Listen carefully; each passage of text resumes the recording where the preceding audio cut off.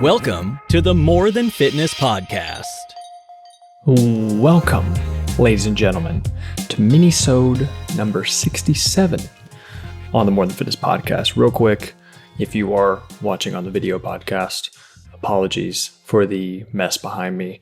We just got a foyer table in today, and we're still getting the new apartment all set up and things. So yeah, that's what's going on behind me. Also, I'm speaking a little bit more quietly for this minisode because Mal, my girlfriend, is in the other room. She's in law school right now, taking an online class. And while she is learning about immigration reform, I am out here talking about picking things up and putting them down. So she has a little bit higher priority than what I do, and I want to be respectful. But also, I have to get this shit done for you guys. Nonetheless, the show will go on. Today's minisode is going to be how to stay strong while dieting. A lot of people that end up working with me, they have these goals. They want to get stronger on bench press. They want to get stronger on pull-ups or their squat or push-ups or whatever, but they also want to lose body fat. And the thing is, those goals aren't always conducive to each other, but I always tell them they're in a good spot because hiring a coach is probably one of the best ways to make sure, well, hiring a good coach is probably one of the best ways to stay strong while dieting, if that's the goal that you're looking for.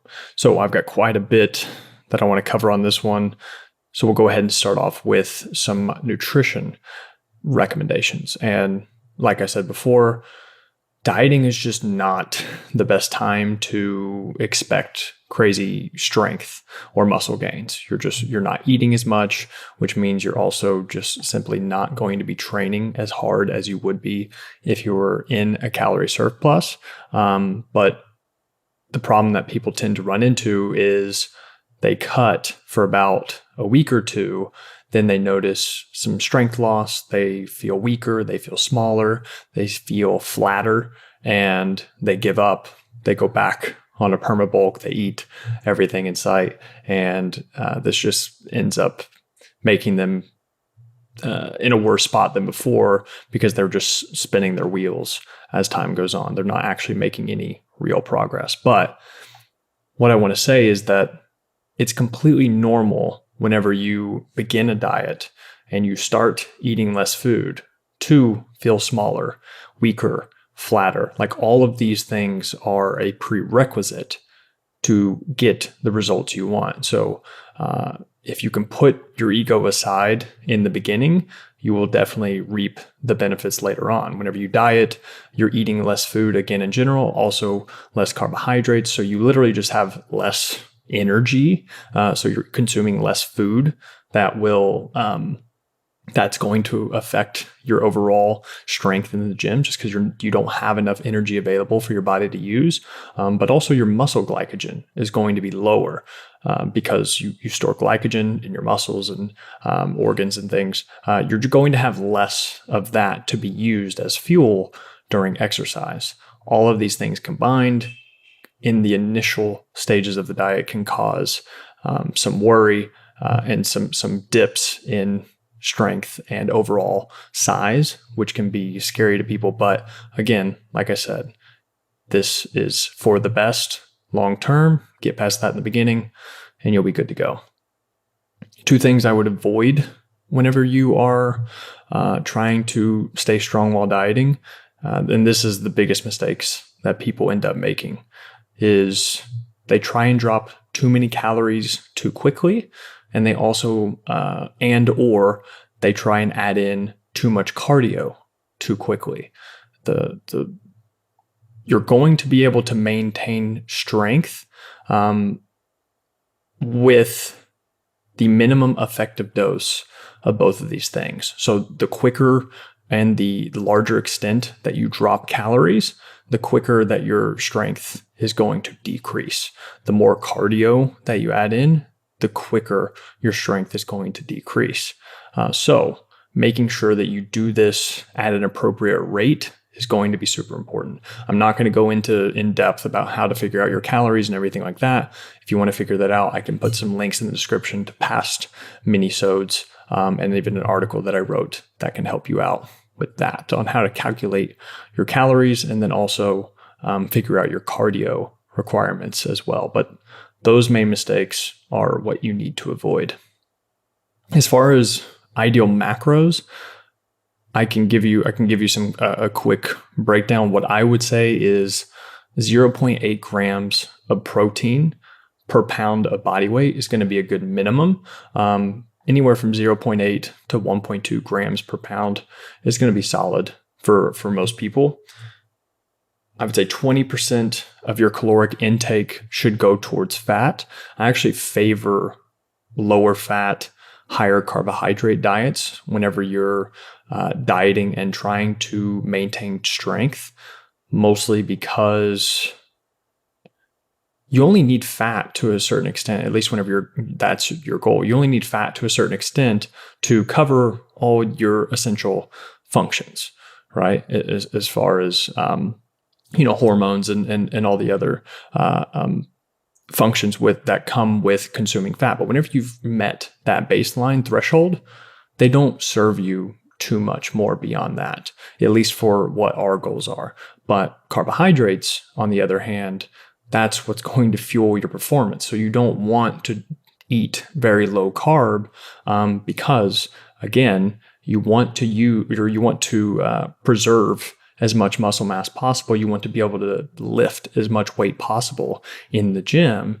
And so if your muscles store glycogen and they need the carbs in order for those stores to be as full as possible while dieting, eating low carb is counterintuitive. It's kind of counteracting your goal. So you want to keep carbs as high as possible while being in a calorie deficit to make sure that you can see the biggest benefit from those while trying to maintain strength while dieting. For the most part, I think that's gonna cover it for nutrition. Now comes another very important part, and real quick, just as a quick aside, it's not, does nutrition matter more? Does training matter more? Is it 80% nutrition? Is it 20% training? Whatever, right? Like it's 100% training and 100% nutrition. To give a percentage on things that do, sure, they have synergistic effects, but they also do completely different things, right? You cannot eat your way to gaining strength, right? So that's a very important thing to remember here. But for the training recommendations, which is going to be crucial when you're trying to stay strong while dieting, the first thing I would say is consider using a new training program. Whenever you're starting out a new training program, this can introduce new adaptations and new stressors to your body that you aren't used to, which could facilitate growth. And also, it's fun. As far as being motivated to lift hard every time you go into the gym while dieting, it can be a good idea to get a new plan, build some excitement around it, and continue on with that. So yeah, consider using a new training program and enjoy the extra stimulus and the extra fun. Another thing I wanted to reiterate was the initial drop in strength at the beginning due to less calories and less glycogen overall. Just expect that. The next thing would be, so this is something that I've been doing with clients, and I've been seeing they've been enjoying it. But I would pick an upper body and a lower body main lift just to kind of keep things simple. Because again, I can't go over everything here, but to keep it simple, I would pick an upper body and a lower body lift, like a main lift, to track over time and to focus on improving.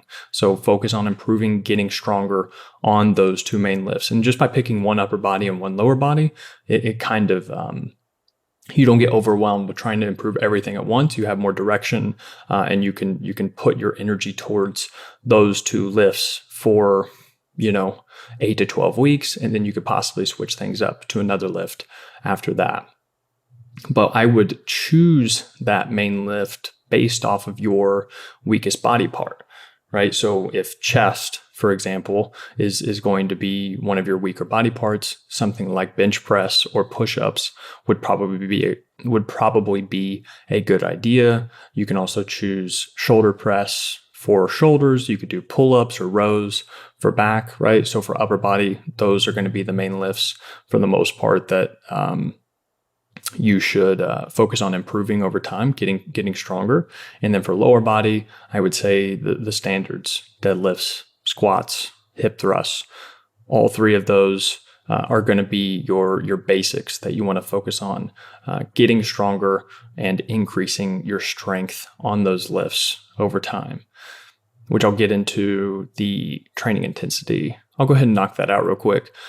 The main thing about gaining strength is that you're going to have to lift heavy weight. So the majority of your strength work should come probably in the beginning of your session, whenever you're freshest. So whenever you're doing these main lifts, I would stick in the 3 to 6 rep range, more of those strength rep ranges, 3 to 6 reps, and probably for about 3 to 5 sets.